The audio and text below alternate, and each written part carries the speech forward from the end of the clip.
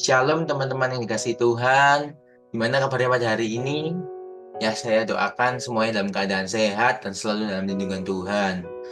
Nah, pada pagi hari ini kita akan kembali ke rutinitas kita untuk membaca sedikit dari bagian firman Tuhan. Dan sebelum kita melakukan rutinitas kita pada pagi hari ini, jangan lupa untuk kita selalu memulai dengan berdoa dan selalu mengucap syukur. Karena kita menyadari bahwa semuanya hanya karena kebaikan Tuhan dalam hidup kita, sehingga pada pagi hari ini kita masih bisa diberi kesempatan untuk bisa merenungkan firman-Nya. Mari kita bersama-sama bersatu di dalam doa. Allah Bapa yang Maha Baik, sungguh kami mengucap syukur ya Bapa atas kasih setiamu, sehingga pada kesempatan pagi hari ini kami bisa membaca sedikit bagian dari firman-Mu. Kiranya ya Bapa, kuasa Roh Kudus-Mu sendiri yang mengurapi dan menjamah kami sehingga kami bisa memahami isi dari firman-Mu ya Bapa. Tolong ya Bapa, Engkau buka isi pikiran hati kami agar kami bisa memahami dan kami bisa terfokus ya Bapa. Terima kasih ya Bapa, ya dalam nama Tuhan Yesus Kristus kami sudah berdoa dan mengucap syukur. Haleluya. Amin. Nah, kembali lagi hari ini kita akan dikuatkan lewat renungan firman Tuhan. Dan hari ini kita akan belajar bersama mengenai kata kesetiaan.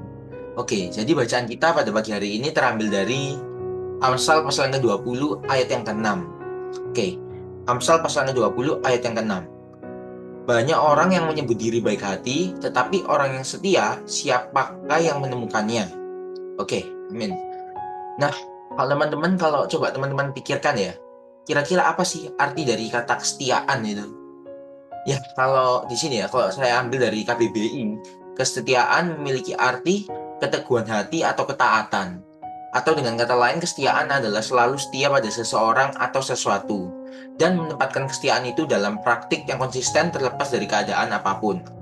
Nah, kita juga bisa ambil dari dalam dalam lingkup anak muda sekarang lah. Misalnya seperti dalam hubungan pacaran yang selalu setia pada pasangannya masing-masing. Dan juga mungkin juga bisa dalam lingkup keluarga seperti suami atau istri yang sudah mengikatkan janji setianya untuk saling mencintai dan saling mengasihi dan tidak saling meninggalkan dan tidak melakukan hubungan lain di luar pernikahan. Ya, juga bisa kesetiaan itu juga bisa artinya menepati janji, misalnya terlepas dari keadaan yang berlaku, seperti contohnya perjanjian Allah untuk mengasihi umat-umatnya. Dan secara harfiah ini adalah keadaan penuh dengan keyakinan dalam arti kesetiaan yang mantap pada seseorang, atau ya nilai atau sebuah konsep ya. Jadi konsepnya ya seperti kesetiaan sendiri ya itu tadi, menepati janji terlepas dari keadaan yang berlaku.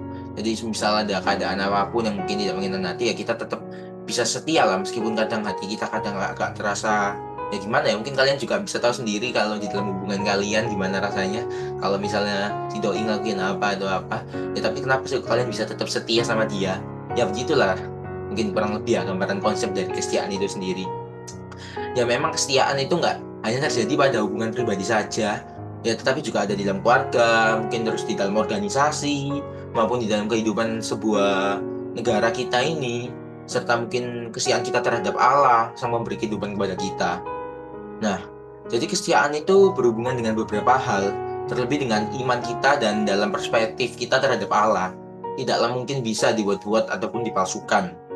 Nah, tetapi di akhir zaman ini, di masa-masa akhir zaman seperti sekarang ini, nilai-nilai kehidupan seakan itu kayak mulai menunjukkan bahwa kesetiaan bukanlah sesuatu yang harus dipertahankan lagi. Meski orang yang bersifat baik masih banyak kita temui ya, tetapi orang yang setia jumlahnya makin sangat terbatas. Semakin banyak orang berpikir yang penting itu kayak diri sendiri, merasa senang dan diuntungkan. Ya, jadi kayak semakin banyak orang berpikir itu yang penting yang menjadi kesenangannya buat mereka itu ya akan mereka lakukan, dan menguntungkan buat mereka itu akan melakukan. Jadi semakin lama itu orang jadi tidak bisa bersikap setia. Jadi mereka itu kayak melakukan hal apa yang dia suka, yang menguntungkan bagi mereka. Nah, coba deh sekarang teman-teman bayangkan, kira-kira seberapa banyak sih yang dapat memutuskan untuk tetap setia dan tetap baik meskipun orang lain itu tidak setia pada kita. Nah, kalau kita belajar dari Tuhan Yesus, pengorbanan Tuhan Yesus di kayu salib itu merupakan bukti ketaatan dan kesetiaan terbesar dalam sejarah. Meski dia sering ditolak, dicemooh, dihina, dan banyak orang menginginkan kematiannya, Yesus tetap setia sampai akhir pada misi karya penyelamatannya. pada umat manusia. Karena kasihnya yang begitu besar dan tulus, sehingga dia rela menanggung penderitaan yang sangat berat itu bagi orang-orang yang terbukti tidak setia untuk kembali. Nah, kesetiaan seperti yang Tuhan Yesus ajarkan inilah yang seharusnya yang sudah dilalui Tuhan Yesus ya maksudku. Yang sudah dilalui Tuhan Yesus inilah yang seharusnya mampu menjamah hati setiap kita sebagai anak muda. Sehingga kita yang tadinya tidak setia, tetapi oleh karena kesetiaan Tuhan Yesus maksudnya kesetiaan Tuhan, sekarang diubah menjadi pribadi-pribadi yang taat dan setia karena kita tidak akan mampu membalas kasihnya. Kasihnya di sini maksudnya kasih Tuhan ya. Nah, di saat lahir baru di dalam Kristus dan bertumbuh dalam pengenalan akan Tuhan yang kekal dan kudus, secara ideal karakter lama setiap kita akan diubah menjadi seperti karakter Kristus. Jadi benih kesetiaan itu seharusnya sudah ada di dalam kita. Dan Tuhan Yesus sendiri itu mencari orang-orang memiliki karakter setia. Karena bagi mereka yang setia inilah yang dapat dipercaya dan akan dipakai oleh Tuhan untuk melakukan perkara-perkara besar yang luar biasa. Nah, melalui kesetiaannya ini, Tuhan itu mencari mereka supaya mereka itu bisa membawa kebangunan rohani dan keselamatan kekal kepada banyak orang. Nah, lalu pernah nggak sih kayak teman-teman di dalam benak pikiran kita itu kayak kan kita sudah kayak mengaku beriman kepada Tuhan, tetapi hidup kita itu masih nggak setia sama Tuhan.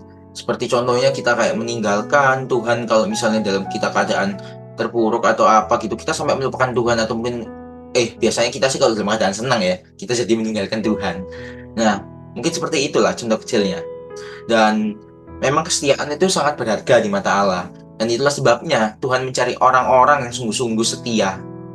Nah, seperti Mazmur Daud di dalam Mazmur 101 ayat yang pertama, Mazmur Daud, aku hendak menyanyikan kasih setia dan hukum. Aku hendak bermazmur bagimu ya Tuhan. Nah, itu adalah sebuah nazar dari Raja Daud kepada Tuhan, karena ia merasakan kesetiaan di dalam hidupnya. Nah, sekarang bagaimana dengan kita sebagai anak muda? Sudahkah kita setia kepada Tuhan dan taat kepada setiap perintah Tuhan yang diberikan kepada kita? Mungkin teman-teman semua di sini yang diberkati Tuhan, ayo aku ajak teman-teman di sini untuk bertumbuh dalam ketaatan dan kesetiaan kepada Tuhan. Karena itu yang Tuhan mau di dalam kehidupan kita sebagai anak muda. Ya, kiranya Tuhan Yesus yang taat dan setia sampai mati selalu menuntun kita semua ke dalam jalan kesetiaannya. Tuhan Yesus memberkati. Mari kita berdoa. Allah Bapa yang Maha Baik, sungguh kami mengucap syukur ya Bapa atas kasih setiamu ya Bapa. Terima kasih ya Bapa karena pada kesempatan pagi ini kami bisa belajar mengenai kesetiaan ya Bapa. Ajarkan kami untuk bisa selalu setia dalam keadaan ya Bapa, terutama dalam kesetiaan kami terhadap Engkau dan perspektif kami terhadap Engkau ya Allah Bapa. Terima kasih ya Bapa karena kasih karunia-Mu Bapa, kiranya Engkau selalu menuntun kami di dalam setiap kehidupan kami ya Bapa. Berkati ya Bapa aktivitas-aktivitas keseharian kami hari ini yang akan kami laksanakan, kiranya Engkau sendiri yang selalu menuntun kami dengan kuasa Roh Kudus-Mu ya Bapa. Terpujilah nama-Mu ya Bapa, ubahkanlah kami untuk menjadi hamba yang selalu setia kepada-Mu ya Bapa. Ubahkan hidup kami ya Bapa menjadi yang baru agar kami bisa selalu setia kepada firman-Firman-Mu ya Bapa. Hanya di dalam nama Tuhan Yesus Kristus, Juru Selamat kami yang hidup, kami sudah berdoa dan mengucap syukur. Haleluya. Amin. Terima kasih teman-teman, demikian firman Tuhan pada pagi hari ini. Jangan lupa teman-teman untuk tetap selalu setia, entah itu setia dalam perkara kecil dan perkara yang lebih besar lagi. Pasti Tuhan selalu menopang kalian dan melindungi kalian dalam setiap kehidupan kalian. So, terima kasih teman-teman buat kesempatan pagi hari ini karena atas waktu kalian yang telah kalian luangkan. Bye-bye. God bless you.